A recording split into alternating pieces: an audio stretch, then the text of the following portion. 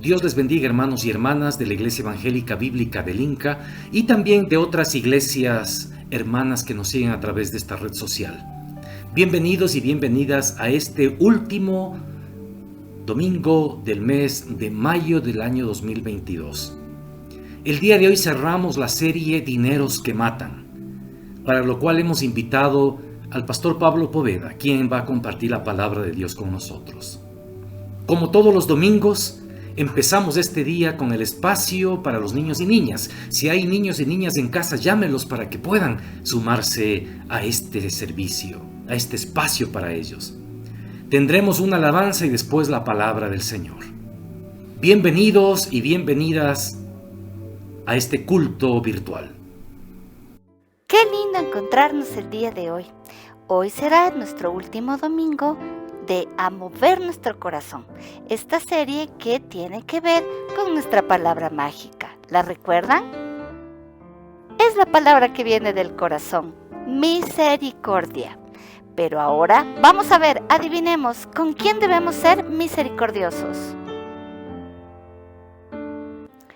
Con los enfermos, también con los migrantes, además con nuestros compañeros de escuela o con las personas que son adultos mayores. También con nuestros animalitos, principalmente con nuestras mascotas. Con la naturaleza que Dios nos ha regalado. Y también con nosotros mismos. El versículo de hoy tiene que estar en Mateo. Y es un versículo muy bonito. Fue cuando Jesús vino y dio un sermón de las bienaventuranzas. Este versículo dice: bienaventurados los misericordiosos, porque ellos recibirán misericordia. Eso está en Mateo 5:7. Seguramente es la primera vez que ves esta palabra, bienaventurado. Eso quiere decir que somos afortunados y que podemos ser felices, en este caso, porque nosotros vamos a recibir la misericordia de Dios. Y en este último ejercicio vamos a ver que realmente nosotros tenemos que ser misericordiosos con todas las personas. Cuando Jesús vino a la tierra, Él murió por todas las personas, no solamente por algunos. Y Él se preocupó incluso por los más débiles, por los enfermos, por los niños, por las mujeres y también por las personas que también estaban afligidos, tristes o tal vez olvidados. Y precisamente así quiere Dios que nosotros seamos misericordiosos con todas las personas que están a nuestro alrededor. Lo interesante aquí es que Dios nos dice que tenemos que ser misericordiosos en todo momento y con todo el mundo a nuestro alrededor. Pero obviamente tenemos que tomar en cuenta a esas personas que pueden estar un poco más débiles, tal vez dándoles una sonrisa, dándoles una ayuda o tal vez compartiendo algo de nosotros, tal vez una comida o tal vez un saludo. Pero también hay que tener en cuenta que ser misericordioso no significa solamente ser bueno, sino también rechazar lo malo, como cuando nosotros no debemos compartir cosas como actitudes feas hacia otras personas. Entonces, ¿cómo vamos a hacer?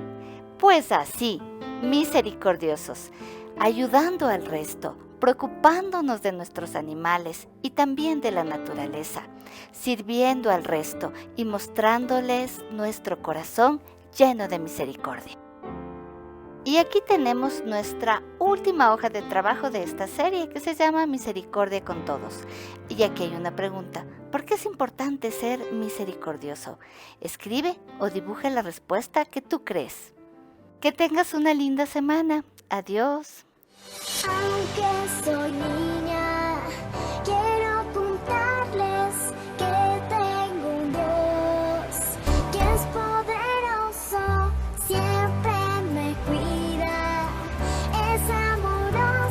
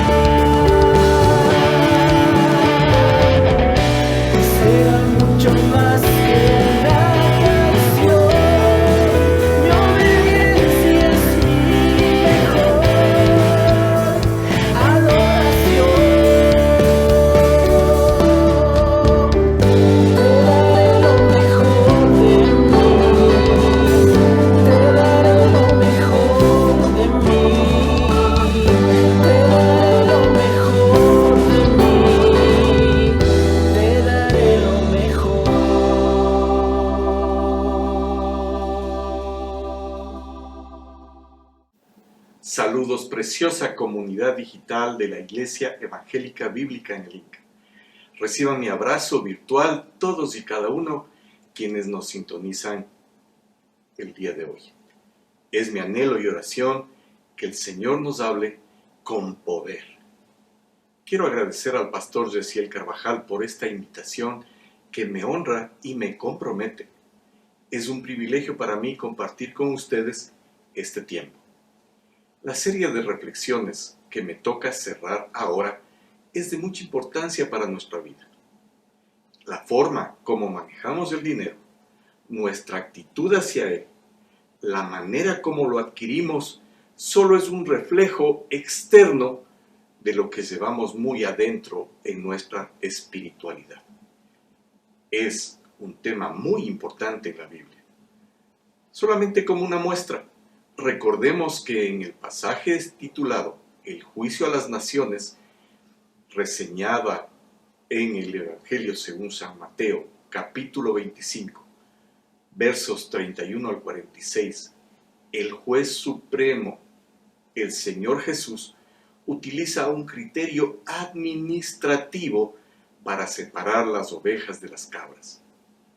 En su veredicto, llama benditos a quienes dieron de comer al hambriento, saciaron la sed del sediento, cubrieron al desnudo. En suma, administraron para bien los recursos que recibieron de Dios.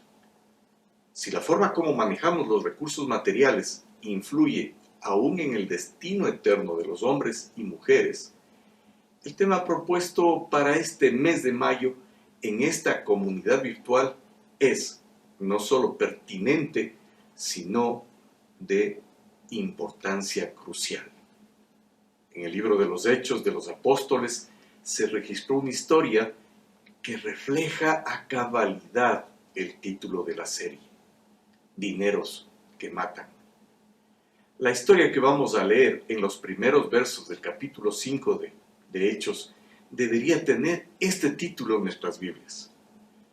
Voy a leerla en la Nueva Traducción Viviente, desde el versículo 1 hasta el 11. Había cierto hombre llamado Ananías, quien junto con su esposa Safira vendió una propiedad y llevó solo una parte del dinero a los apóstoles, pero afirmó que era la suma total de la venta. Con el consentimiento de su esposa, se quedó con el resto. Entonces Pedro le dijo: Ananías, ¿por qué has permitido que Satanás llenara tu corazón? Le mentiste al Espíritu Santo y te quedaste con una parte del dinero. La decisión de vender o no la propiedad fue tuya. Y después de venderla, el dinero también era tuyo para regalarlo o no. ¿Cómo pudiste hacer algo así? No nos mentiste a nosotros, sino a Dios. En cuanto Ananías oyó estas palabras, cayó al suelo y murió. Todos los que se enteraron de lo sucedido quedaron aterrados. Después, unos muchachos se levantaron, lo envolvieron en una sábana, lo sacaron y lo enterraron. Como 3 horas más tarde, entró su esposa sin saber lo que había pasado. Pedro le preguntó: ¿fue este todo el dinero que tú y tu esposo recibieron por la venta de su terreno? Sí, contestó ella, ese fue el precio. Y Pedro le dijo: ¿cómo pudieron ustedes dos siquiera pensar en conspirar para poner a prueba al Espíritu Santo del Señor de esta manera? Los jóvenes que enterraron a tu esposo están justo afuera de la puerta. Ellos también te sacarán cargando a ti. Al instante, ella cayó al suelo y murió. Cuando los jóvenes entraron y vieron que estaba muerta, la sacaron y la enterraron al lado de su esposo. En primer lugar, deseo resaltar que se reafirma lo que ya mencioné, la gran importancia que tiene para Dios la forma en que manejamos los recursos materiales que Él nos da. De ello depende nuestra vida. Figurativamente, y, como dicen los jóvenes, literal. Nos lo advirtió el apóstol Pablo en su primera carta a los Corintios en el capítulo 11. En segundo lugar, la actitud y las acciones de Ananías y Zafira no deberían sorprendernos. Son propias de la naturaleza humana caída en el pecado. Si somos honestos, encontraremos actitudes similares en nuestra propia conducta. Pedro no les reclama el dinero que escondieron. Les reclama esa mentira innecesaria que les haría sentir tan generosos al decir que lo entregaban todo. En la historia, no veo a nadie que los obligue a vender su propiedad. No veo nada que lo haga excepto su propia vanidad y su envidia. La codicia por ese dinero, la codicia de vanagloria, la envidia por la gratitud y reconocimiento que recibían otros hermanos, los llevó literalmente a la muerte. En la actualidad, expertos en finanzas como el doctor Andrés Panasiuk sostienen que una de las más frecuentes causas de sobreendeudamiento es el deseo de adquirir cosas que no necesitamos, con dinero que no tenemos, para impresionar a personas que no conocemos. El sobreendeudamiento lleva a la muerte a nuestras finanzas. Lleva a la muerte a nuestra reputación, a nuestra tranquilidad, nuestra salud, nuestro espíritu. Pero los expertos en comunicación dicen que si aparece un pero en una exposición, es desde allí que se debe poner más atención. Este es mi pedido. Mucha atención, mis hermanos y amigos. Pero el Señor Jesús no vino a esta tierra con malas noticias. Vino a darnos vida y vida en abundancia. Él nunca quiso que el dinero nos matara. El dinero es solamente una herramienta que debe servirnos para, como creyentes, glorificar a Dios, administrándolo conforme a los principios bíblicos. Todo nuestro estilo de vida debe glorificar a Dios, pero esta parte es muy importante. La pregunta, por tanto, es: ¿cómo se maneja el dinero para glorificar a Dios? En los Evangelios y en el Nuevo Testamento, el Espíritu Santo nos dejó preciosas promesas e instrucciones precisas de cómo manejar nuestras finanzas. El Antiguo Testamento, y en particular el libro de los Proverbios, también tienen muchos consejos que han sido puestos en práctica y a prueba por milenios por el pueblo judío y han mostrado su eficacia de una manera fabulosa. El Señor Jesucristo en Mateo 6:33 lo resume todo. Busquen el reino de Dios por encima de todo lo demás y lleven una vida justa, y Él les dará todo lo que necesiten. ¡Qué gran promesa! ¡Qué claridad en las condiciones! De siempre, la bendición de Dios fue condicionada a la obediencia. La obediencia a la palabra cumple el propósito máximo de llevar la gloria solo a Dios. Entonces, y solo entonces, se cumplirá la promesa de provisión de todas nuestras necesidades. Ojo, necesidades. El Señor no prometió complacer nuestros deseos, gustos o peor aún, caprichos. Entonces, ¿qué debemos obedecer? ¿Los más de 350 mandamientos de la ley de Moisés? Ya sabemos que para el hombre esto es imposible, pero lo que es imposible para el hombre es posible para Dios. Nuestro Padre Perfecto envió a su Hijo que, encarnado, cumplió toda la ley. También la resumió para nosotros en tan solo 2 mandatos fundamentales. Jesús contestó: el mandamiento más importante es: Escucha, oh Israel, el Señor nuestro Dios es el único Señor. Amarás al Señor tu Dios con todo tu corazón, con toda tu alma, con toda tu mente y con todas tus fuerzas. El segundo es igualmente importante. Amarás a tu prójimo como a ti mismo. Ningún otro mandamiento es más importante que estos. Amar a Dios nos llevará a reconocer que Él es el verdadero dueño, que le debemos rendir cuentas y seguir sus instrucciones para el uso de los recursos que nos da. Amar a nuestro prójimo nos permitirá administrar sin egoísmos, con las prioridades adecuadas. Amarnos a nosotros mismos nos llevará a dominar nuestros impulsos y a cuidar los recursos y de nosotros mismos. Además, a proveer para el futuro.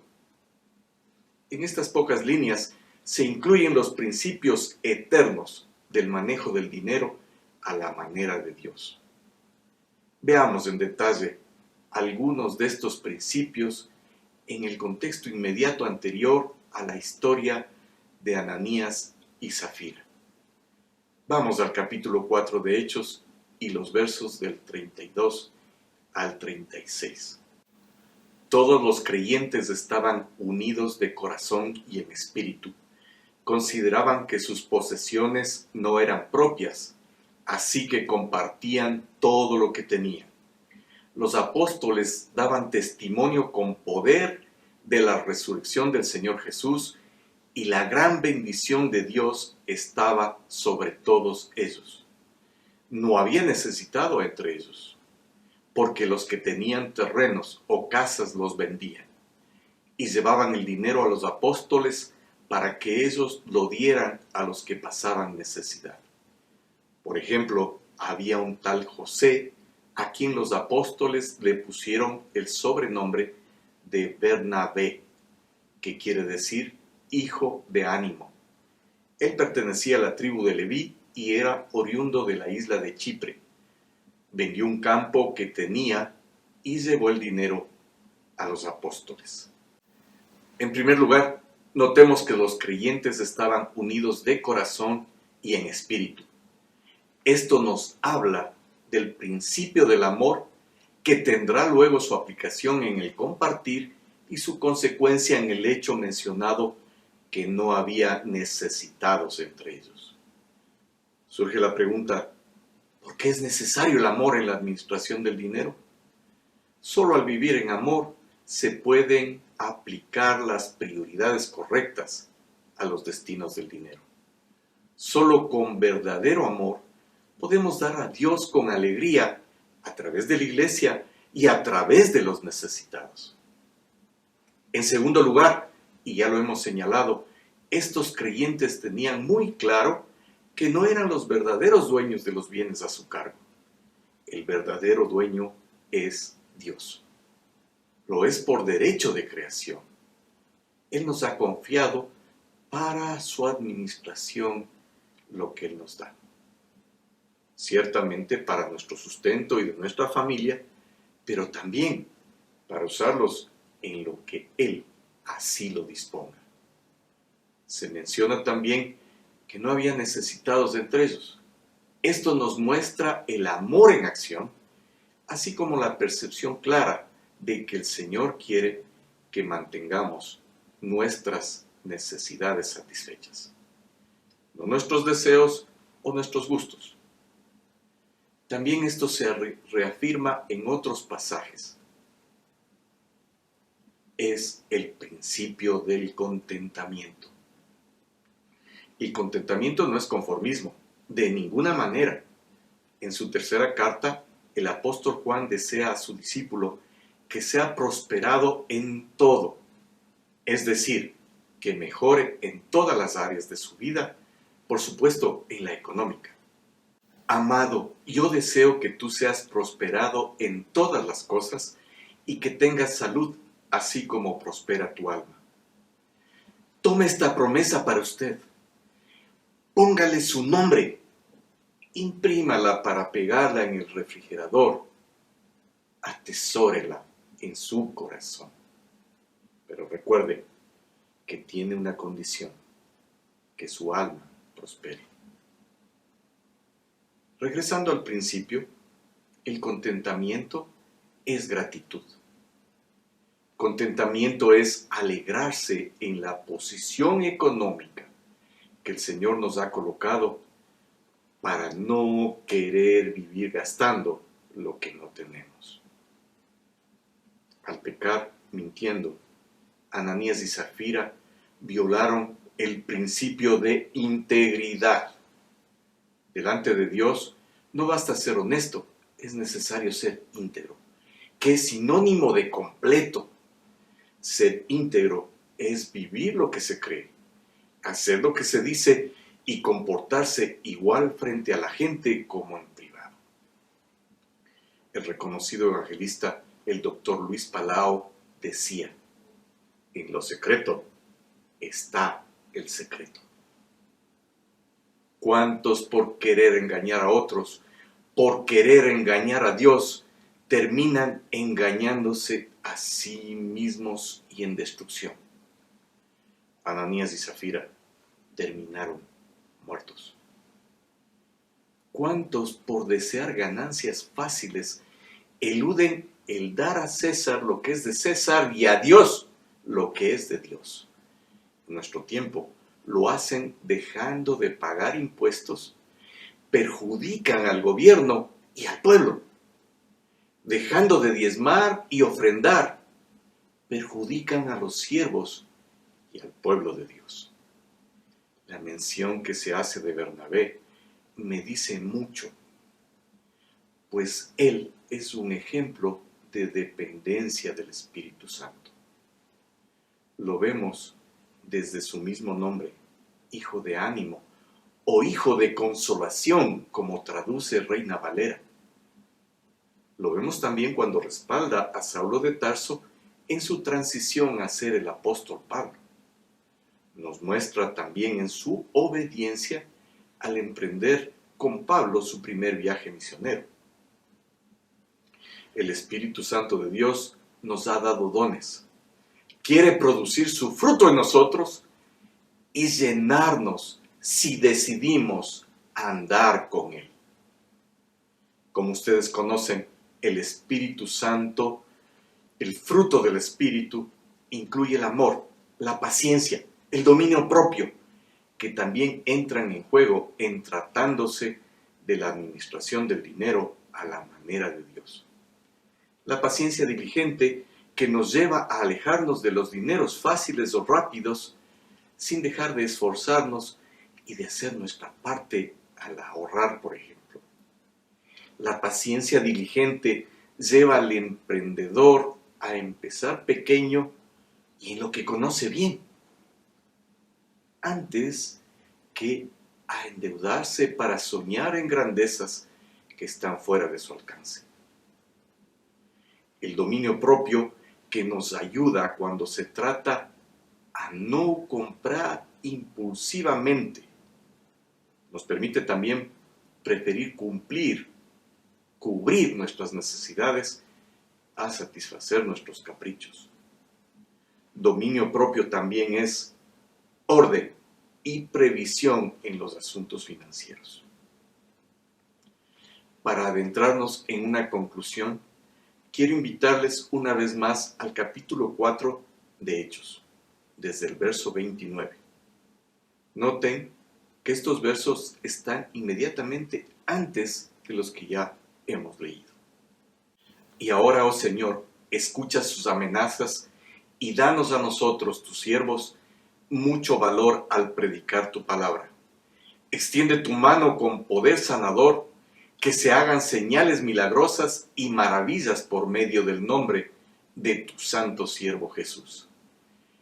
Después de esta oración, el lugar donde estaban reunidos tembló y todos fueron llenos del Espíritu Santo y predicaban con valentía la palabra de Dios. Es necesario un breve contexto histórico previo. Juan y Pedro han sido apresados y amenazados para que dejen de predicar la resurrección de Jesús. Después de ser liberados, se reúnen con otros discípulos para orar. Por el tono de su oración, podemos ver en primer lugar que determinaron con precisión su necesidad. Para llegar a ello, seguramente se autoevaluaron. El apóstol Pablo lo deja muy en claro esta necesidad en su primera carta a los Corintios y el capítulo 11, como ya lo mencioné. En sus instrucciones para participar de la Santa Cena dice: por lo tanto, cualquiera que coma este pan o beba esta copa del Señor en forma indigna, es culpable de pecar contra el cuerpo y la sangre del Señor.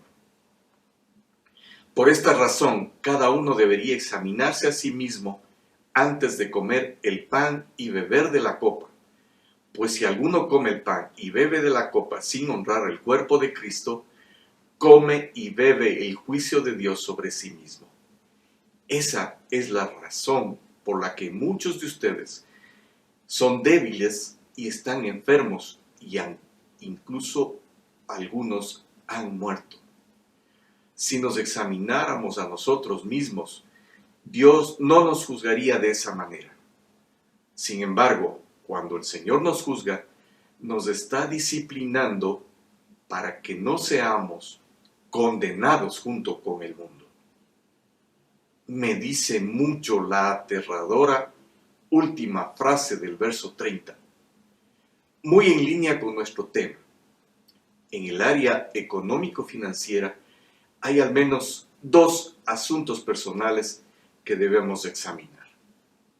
Uno, nuestra situación financiera, tanto de activos respecto a pasivos como de ingresos frente a los egresos. Los activos son nuestras propiedades, los pasivos son las deudas. Si usted posee una casa, pero debe la mayor parte de ella, y además los intereses hipotecarios, la diferencia será en contra.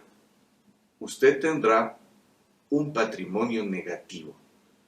En definitiva, usted no es dueño de esa casa. Los ingresos son las entradas, lo que usted gana por un empleo, negocio o ambos. Los egresos son principalmente sus gastos. 2. Usted debe, además, conocerse a sí mismo. Lo que profundamente usted es. Especialmente si usted gasta permanentemente más de lo que gana, usted debe conocer las razones internas de ese comportamiento. Debe conocer su temperamento. ¿Es impulsivo para gastar? ¿Compensa sus necesidades emocionales al comprar? ¿Se justifica siempre diciéndose a sí mismo y a los demás que usted no es un gastador, sino que es un inversionista? La recomendación es examinarse a sí mismo con honestidad, con objetividad. Primero, examinarse a sí mismo. Segundo, en su oración, pero también en sus hechos, los discípulos muestran que llegaron a ser muy valientes. Lo fueron hasta la muerte. Sin embargo, empezaron siendo unos cobardes que abandonaron a su Señor al ser arrestado por los religiosos judíos. El segundo paso, por lo tanto, es cambiar lo que está mal. Lo más importante a cambiar es lo que usted es. Luego vendrá el cambio del hacer. Quizás se pregunte, ¿cómo voy a hacerlo? En realidad, la pregunta es, ¿quiero cambiar? Porque usted cuenta con la ayuda del experto en transformar vidas, la bendita persona del Espíritu Santo. En este punto yo quiero repetir algo que ya dije. Dios hace lo que para nosotros no es posible.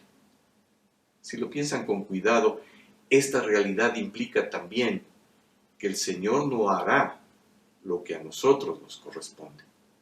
Él no nos libera de las responsabilidades que Él mismo nos ha dado. Por favor, déjenme subrayarlo. Dios no hará lo que nosotros debemos hacer. En la transformación de nuestro ser, también nos ha dado a conocer la parte que nos corresponde. Y no vivan ya como vive todo el mundo. Al contrario, cambien de manera de ser y de pensar. Así podrán saber qué es lo que Dios quiere, es decir, todo lo que es bueno, agradable y perfecto. Lo primero es lo primero. Dejar las ideas del mundo y abrazar los principios bíblicos. Que la palabra, sus advertencias, sus consejos y sus promesas sean convicciones en nuestra mente y corazón. Luego viene el ponerlos por obra. Practicarlos conscientemente una y otra vez para que se interioricen y se vuelvan un hábito. Finalmente, lo haremos de manera natural. Tercero, lo más importante. Los discípulos buscaron la única ayuda adecuada, el poder del Santo Espíritu de Dios. El llamado que el Señor nos hace es: sed llenos del Espíritu Santo. La palabra nos muestra cuán grande diferencia hace el bautismo del Espíritu Santo y su llenura en la vida de un discípulo. El Espíritu Santo nos ha prometido su fruto. Él quiere capacitarnos con todo su poder. Sin embargo, vale la pena recordar que Él no hará la parte que a nosotros nos corresponde, que es el buscarle, depender de Él y sobre todo obedecerle. La maravillosa promesa del Señor Jesús de estar con nosotros hasta el fin del mundo, seguramente les gusta tanto como a mí. Está dada en un contexto particular. El contexto es la llamada Gran Comisión de Mateo 28, del 18 al 20. Pero Él se acercó y les dijo: Dios me ha dado todo el poder para gobernar en todo el universo.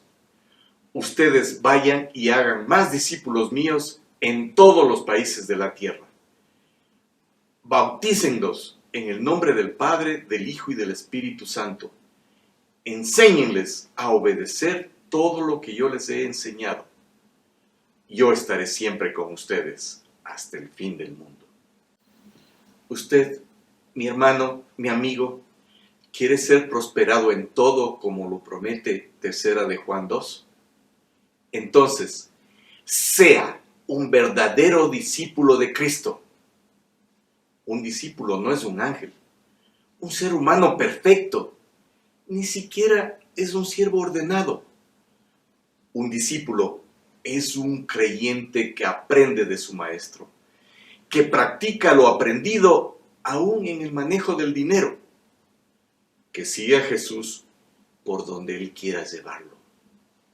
Un discípulo es aquel que reconoce y se compromete con las responsabilidades que el Señor le ha dado, como aquella de manejar sus recursos para la gloria del Padre, pero muy en particular aquella tan importante de la Gran Comisión: ir y hacer discípulos. Mi desafío hoy para ustedes es que sean y hagan discípulos de Jesús. ¿Cómo? Aprendiendo y enseñando. ¿De quién van a aprender? Estoy seguro de que los pastores le han enseñado mucho ya. ¿Necesita algo más? Bueno, busque unirse a otro creyente que seguro tendrá algo que enseñarle. Además, aprenda por su cuenta. Hoy como nunca, tenemos muchísimos recursos a nuestro alcance. También, por supuesto, enseñe. Para enseñar se necesita aprender 2 veces. Pero sobre todo, reconozca que el hacer de otro un discípulo es reproducir en él el ADN de Cristo, modelando con su vida la vida de Jesús. ¿A quién va a discipular?